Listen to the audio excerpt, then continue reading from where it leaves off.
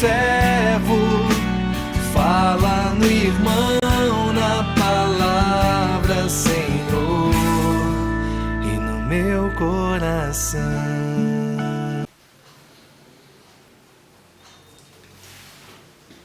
Irmãos e irmãs, que bom estarmos juntos para a nossa reflexão, a nossa oração neste domingo, que cede o seu lugar à dedicação da Basílica do Ladrão. É a festa da dedicação desta Basílica.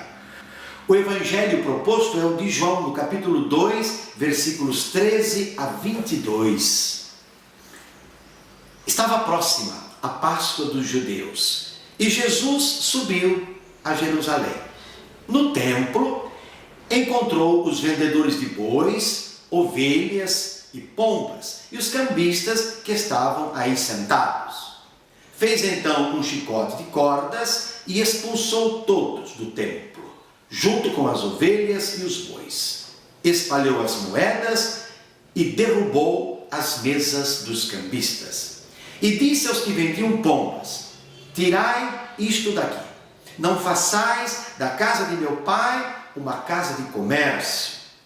Seus discípulos lembraram-se mais tarde que a Escritura diz: o zelo por tua casa me consumirá. Então os judeus perguntaram a Jesus: que sinal nos mostras para agir assim?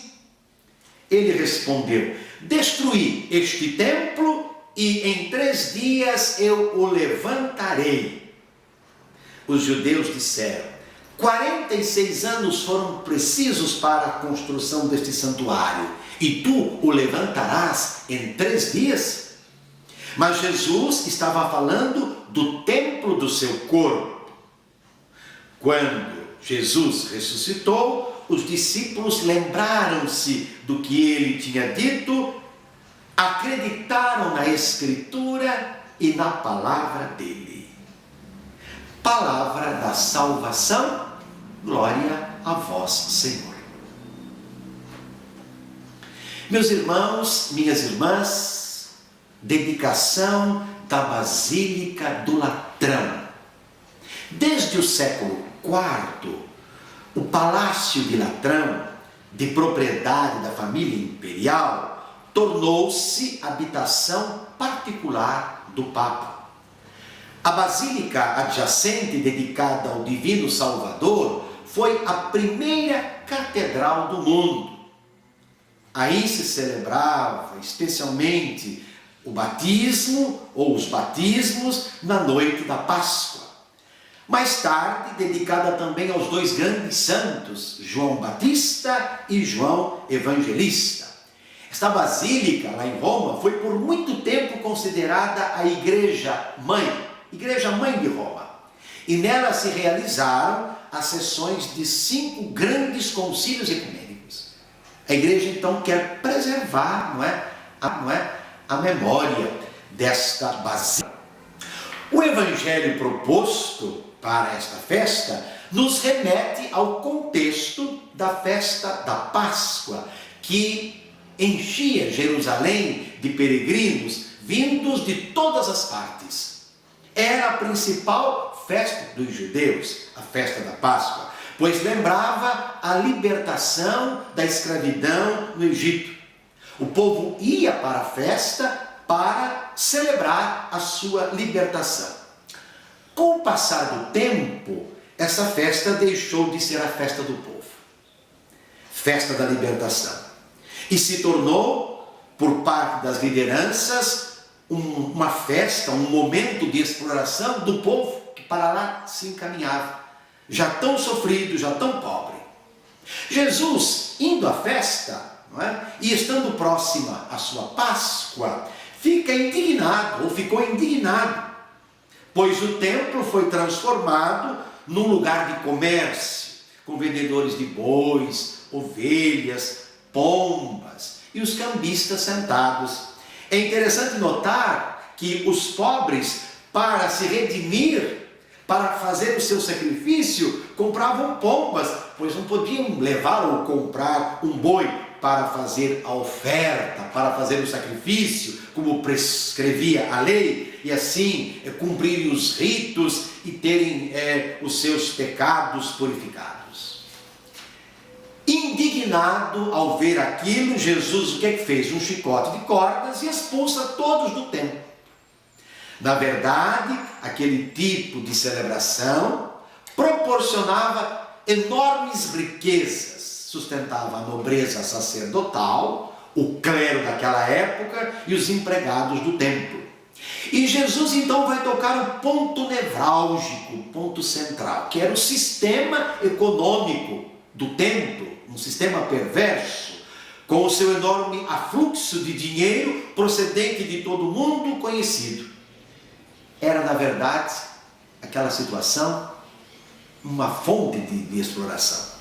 Ao expulsar os comerciantes do templo, Jesus vai provocar duas reações. Primeiro, nos discípulos, vendo em Jesus, como viam um reformador da instituição do templo. Tanto é que nós lemos na Escritura: o zelo por tua casa me consome. Na verdade, meus irmãos, Jesus não é um reformador, mas aquele que substituirá o templo com sua morte e ressurreição, tornando-se ele, Jesus ressuscitado, o lugar definitivo do encontro de toda a humanidade com Deus. Não se encontrará mais com Deus por meio do templo, templo material, templo de pedra, mas por este templo que é Jesus, Jesus ressuscitado. A segunda reação é a dois dirigentes do templo que se sentem lesados com a atitude de Jesus. E eles vão perguntar que sinal Jesus mostra para poder agir do jeito que estava agindo, expulsando todos do templo, dizendo que destruiria o templo e em 3 dias o levantaria. Que sinal ele mostraria? A resposta de Jesus é clara: sua morte e ressurreição serão o grande sinal. Destruam este templo e em 3 dias eu o levantarei. Estamos no centro deste evangelho, do evangelho deste dia. Jesus não só aboliu os sacrifícios do templo de Jerusalém, ele decretou o fim do templo. O templo não conta mais. É através do seu corpo, como dissemos, morto e ressuscitado, que se encontra com Deus para celebrar a Páscoa da libertação. Ele não compactua com uma religião que massacra e explora os pobres, ainda que isso seja feito em nome de Deus. Eis o grande desafio para as nossas igrejas hoje, igrejas que se dizem cristãs. Como separar religião e comércio? Como fazer isto?